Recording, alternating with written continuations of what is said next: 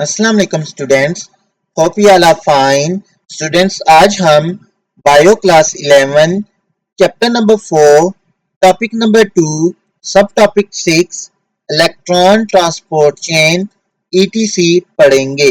So let's start. बच्चों, last lecture में हम पढ़ रहे थे मैकेनिज्म ऑफ फैब्रिक रिस्पायरेशन और हमने पढ़ा था कि उसके 4 स्टेप्स हैं। पहला है ग्लाइकोलिसिस, सेकंड है oxidation of pyruvate to acetyl CoA, third है क्रेब साइकिल, ठीक है। हमने और फोर्थ है इलेक्ट्रॉन ट्रांसपोर्ट चेन। हमने जो पहले 3 स्टेप हैं glycolysis, oxidation of pyruvate to acetyl CoA और क्रेब साइकिल वो पढ़ लिया था। और आज हम जो फोर्थ स्टेप है इलेक्ट्रॉन ट्रांसपोर्ट चेन वो पढ़ेंगे। So let's start. After Krebs cycle, most of the energy of glucose is in the form of NADH and FADH2. These two molecules enter into electron transport chain. कह रहा है Krebs cycle के बाद जितनी भी energy है glucose की, most of जो एनर्जी है ग्लूकोज की वो किस फॉर्म में आ गई है हमारे पास, वो NADH और FADH2 की फॉर्म में आ गई है। ठीक है, वो हमने पढ़ा था ना इनपुट और आउटपुट ऑफ क्रेब्स साइकिल, उसमें हमने क्या कहा था, ये देख लें कि कितने मॉलिक्यूल्स, 6 मॉलिक्यूल्स ऑफ NADH और 2 मॉलिक्यूल्स ऑफ FADH2 प्रोड्यूस हुए। कह रहा है कि मोस्ट जो ग्लूकोज की एनर्जी है क्रेब्स साइकिल के बाद वो NADH और FADH2 की फॉर्म में है। अब ये जो दो मॉलिक्यूल्स हैं NADH और FADH2, ये किस में इंटर हो जाते हैं, ये इंटर हो जाते हैं इलेक्ट्रॉन ट्रांसपोर्ट चेन में। In this chain the reduced NADH and FADH are oxidized and their electrons are passed along a series of oxidation reduction reaction to the final acceptor, i.e. molecular oxygen। कह रहा है कि इस chain में होता है क्या है कि ये जो reduced NADH और FADH2 हैं, ठीक है, ये इनको ऑक्सीडाइज किया जाता है, ठीक है, और इनके जो इलेक्ट्रॉन्स हैं वो पास ऑन होते हैं through a series of oxidation reduction reaction to the final acceptor molecular oxygen के पास। ठीक है, नेक्स्ट पेज पे देखें components of respiratory electron transport chain. ये जो इलेक्ट्रॉन ट्रांसपोर्ट चेन है इसके कंपोनेंट्स कौन कौन से हैं, ठीक है। The components of respiratory electron transport chain include, first of all is NADHQ reductase or NADH dehydrogenase complex 1, further composed of FMN and FES complex. Next is FADH dehydrogenase complex 2. Third component is coenzyme Q or ubiquinone mobile carrier. Fourth component is cytochrome reductase complex 3, further composed of cytochrome B, iron sulfur and cytochrome C1. Fifth component is cytochrome C mobile carrier. Last component is cytochrome oxidase complex 4, further composed of cytochrome A, cytochrome A3 and copper. अच्छा बच्चों, ये जो electron transport chain है इसके components कितने हैं, 6 components हैं। ठीक है, नेक्स्ट है बच्चों हमारे पास पैसेज ऑफ इलेक्ट्रॉन फ्लो। अच्छा, अभी हमने कहा ना कि इसमें होगा क्या कि हमारे पास जो NADH और FADH2 हैं उनकी ऑक्सीडेशन होगी और उनसे जो इलेक्ट्रॉन्स रिलीज होंगे वो फ्लो करेंगे इस इलेक्ट्रॉन ट्रांसपोर्ट चेन में। ठीक है, ये जो कंपोनेंट्स हैं इनके पास जाएंगे वन बाय वन। तो कह रहा है जो इलेक्ट्रॉन फ्लो होगा वो उसका पैसेज क्या है, ठीक है, वो कहां से कहां फ्लो करेंगे। ठीक है, passage of electrons from high energy NADH to first carrier to next is downhill journey with the release of energy at each step, as the energy of the flowing electrons is used by some membrane carrier proteins to pump proton from matrix to inner membrane space। कह रहे बच्चों जो electrons का passage है high energy NADH से पहले career तक, ठीक है, जो इलेक्ट्रॉन्स को कैरी करेगा, ठीक है, वो क्या है, डाउन हिल जर्नी है with the release of energy at each step, के हर स्टेप पे एनर्जी क्या होगी, रिलीज होगी। As the energy of flowing electrons की, जो फ्लोइंग इलेक्ट्रॉन्स की, जो मूविंग इलेक्ट्रॉन्स की एनर्जी है वो यूज कर लेंगी मेम्ब्रेन कैरियर प्रोटीन्स, किसके लिए, हाइड्रोजन को पंप करने के लिए मैट्रिक्स से इनर मेम्ब्रेन स्पेस में।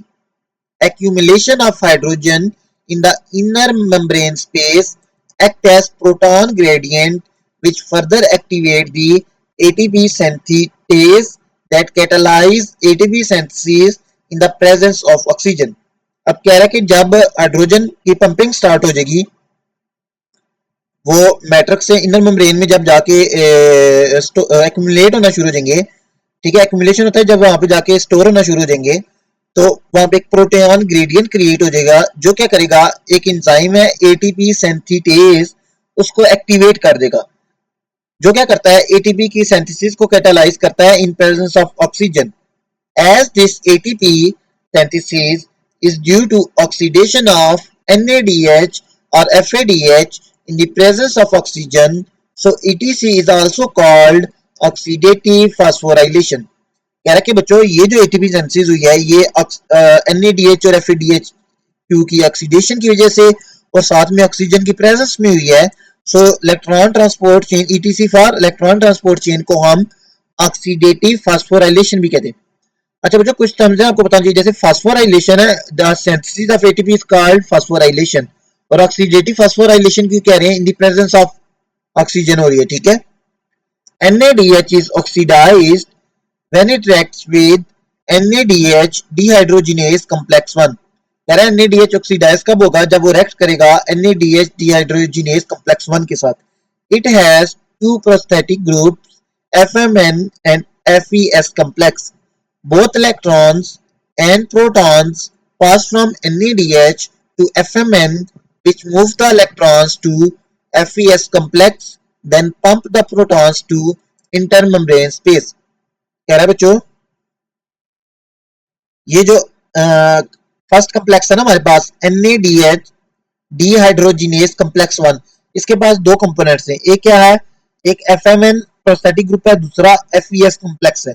अब जब NADH की ऑक्सीडेशन होगी यानी उसमें से हाइड्रोजन और इलेक्ट्रॉन मूव होंगे, तो कह रहा है वो जो उसमें से दो इलेक्ट्रॉन और हाइड्रोजन मूव होंगे वो जो इलेक्ट्रॉन्स और जो प्रोटॉन्स कहते हैं हाइड्रोजन को आयन को, ठीक है, जो रिमूव होंगे वो NADH से पास कर देंगे FMN में, जो क्या करेगा इलेक्ट्रॉन्स को पास कर देगा FES कम्प्लेक्स के पास और प्रोटॉन्स को वो पंप कर देगा इंटरमेम्ब्रेन स्पेस में.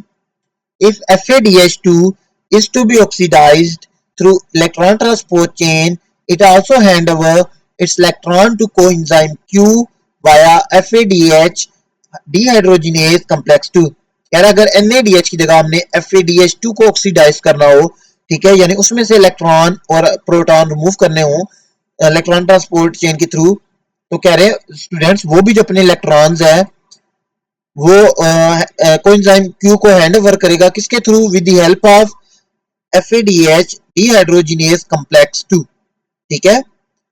The flowing electrons from coenzyme Q are now transferred to cytochrome reductase complex 3, which have three components: cytochrome B, FES and cytochrome C1.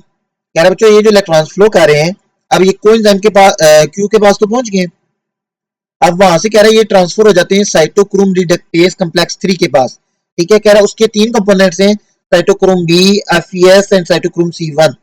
This enzyme complex hands over its electron to cytochrome C and also pump the electron to intermembrane space.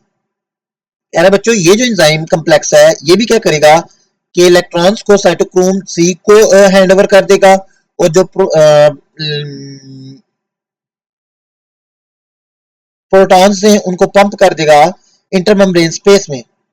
Like coenzyme Q, cytochrome C is also mobile carrier of electron. Cytochrome C deliver the electron to cytochrome oxidase complex 4, which comprises of three components: cytochrome A, cytochrome A3 and copper. कह रहा है coenzyme Q की तरह cytochrome C भी एक mobile career electrons का career है, ठीक है, यानी इलेक्ट्रॉन्स को कैरी करके लेके जाएगा, ठीक है. तो कहता है वो जो साइटोक्रोम C है वो इलेक्ट्रॉन्स को डिलीवर कर देगा साइटोक्रोम ऑक्सीडेज कम्प्लेक्स 4 के पास, जिसके भी उसके भी तीन कंपोनेंट्स है, कौन कौन से, cytochrome A, cytochrome A3 and copper. This enzyme complex acts as both electron carrier and proton pump. कह रहा है ये वाला जो एंजाइम कम्प्लेक्स है ना साइटोक्रोम ऑक्सीडेज कम्प्लेक्स 4 ये इलेक्ट्रॉन कैरियर और प्रोटॉन पंप के तौर पे काम करेगा, ठीक है. Finally electrons are transfer to oxygen, finally electrons किसके पास पहुंच जाएंगे? ऑक्सीजन के पास। The oxygen is the ultimate acceptor of electron, it becomes reactive. कह रहे हैं जो ऑक्सीजन है वो अल्टीमेट या फाइनल एक्सेप्टर है इलेक्ट्रॉन का, वो रिएक्टिव हो जाएगी। Each oxygen atom also picks up a pair of hydrogen ions from the aqueous solution forming water. कह रहा है बच्चों जो ऑक्सीजन एटम है उसके साथ इलेक्ट्रॉन्स के साथ साथ वो क्या करेगा कि वो एक पेयर ऑफ हाइड्रोजन आइंस भी को पिकअप करेगा, कहां से? Aqua solution forming water. Energy released during downhill hill passage of electrons from one carrier to the next is used to pump protons from the mitochondrial matrix to the inner membrane space। है ना बच्चों, जो energy release हुई है ये electrons के passage के दौरान, ठीक है, एक कैरियर से नेक्स्ट, वो यूज हो रही हुई है किसमें? प्रोटॉन्स को पंप करने में। कहां से कहां था पे पंप करने में? माइटोकॉन्ड्रियल मैट्रिक्स से इनर मेम्ब्रेन में पंप करने में, ठीक है। Energy release during downhill passage of electrons from one carrier to next is used by specific transmembrane protein complexes which actively pump protons from matrix to intermembrane space। कह रहे बच्चों ये जो एनर्जी रिलीज हुई है during downhill passage of electron from one carrier to next, it is used by specific protein transmembrane protein complexes जो actively pump करती हैं प्रोटॉन्स को from matrix to intermembrane space to avoid the loss of energy as unwanted heat energy is not released in one step rather in steps। कह रहा है कि loss of जो unwanted loss energy का in the form of heat, उसको avoid करने के लिए जो एनर्जी है वो एक स्टेप में रिलीज नहीं होती बल्कि वो बहुत सारे स्टेप्स में रिलीज होती है, ठीक है। Proton pumping takes place at three specific sites of electron transport chain by action of three corresponding enzymes listed below। कह रहे बच्चों जो प्रोटॉन की पंपिंग हुई है वो तीन स्पेसिफिक जगहों पे होती है इलेक्ट्रॉन ट्रांसपोर्ट चेन की, और वो होती है with the action of three corresponding enzymes which are listed below।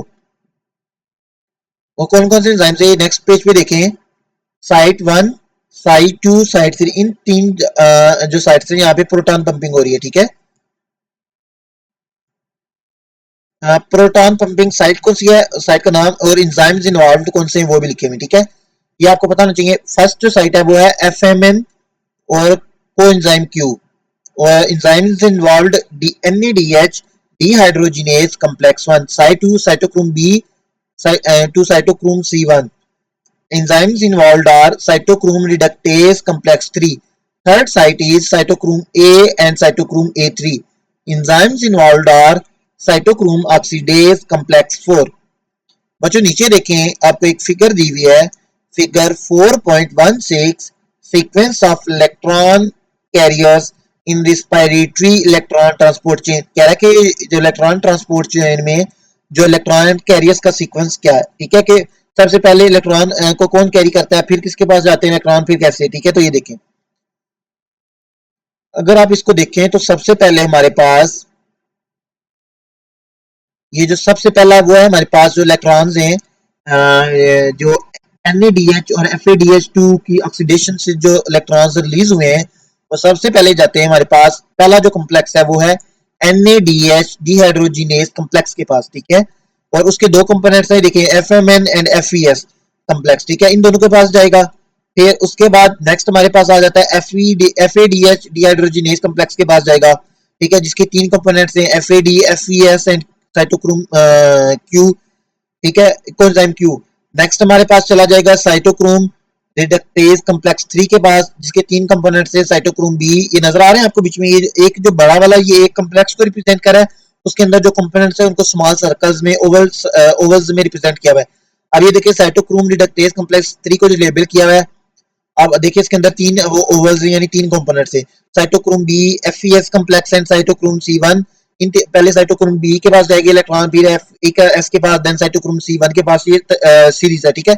Then वो चले जाएंगे साइटोक्रोम सी के पास, साइटोक्रोम ऑक्सीडेज कॉम्प्लेक्स के पास, जिसके कंपोनेंट्स कौन कौन से हैं, साइटोक्रोम ए और साइटोक्रोम ए3, ठीक है। तो ये हमारे पास sequence of electron carriers in electron transport chain, ठीक है। नीचे देखे बच्चों, the electron transport chain makes no ATP directly. कह रहा है जो इलेक्ट्रॉन ट्रांसपोर्ट चेन है ये कोई भी एटीपी डायरेक्टली नहीं बनाती। Its function is to ease the fall of electron from food to oxygen releasing energy in manageable amount. कह रहा है इसका फंक्शन क्या होता है कि जो फॉल ऑफ इलेक्ट्रॉन्स है फूड टू ऑक्सीजन, ये फूड से जो हमारे पास इलेक्ट्रॉन्स रिलीज हुए हैं उनको ऑक्सीजन तक पहुंचाने के लिए इसको ईज करना, ठीक है। Releasing energy in manageable amount. How does the mitochondrion couple this electron transport chain and energy to ATP synthesis. कह रहा है बच्चों, आगे उसने एक सवाल पूछा हमसे कि कैसे जो माइटोकॉन्ड्रिया है वो कपल करता है कि इलेक्ट्रॉन ट्रांसपोर्ट चेन को भी और एनर्जी को एटीपी सेंसिस। कह रहा है इसका आंसर है अ मैकेनिज्म कॉल्ड कीमियोस्मोसिस। कह रहा है कि ये जो हमारे पास माइटोकॉन्ड्रिया है वो कैसे इलेक्ट्रॉन ट्रांसपोर्ट चेन भी करता है और साथ में एनर्जी को एटीपी सेंसिस में भी यूज करता है। तो कैसे वो यूटिलाइज करता है? तो कह रहा है इसका जो आंसर है वो एक मैकेनिज्म है जिसका हम कहते हैं chemiosmosis. The answer is a mechanism called chemiosmosis, ठीक है। सो स्टूडेंट्स, ये जो हमारा टॉपिक था इलेक्ट्रॉन ट्रांसपोर्ट चेन का ये कंप्लीट हो चुका है। होपफुली आपको समझ आ गया होगा। If you have any doubt you can ask in comment section. Please like share and subscribe my YouTube channel. Thank you.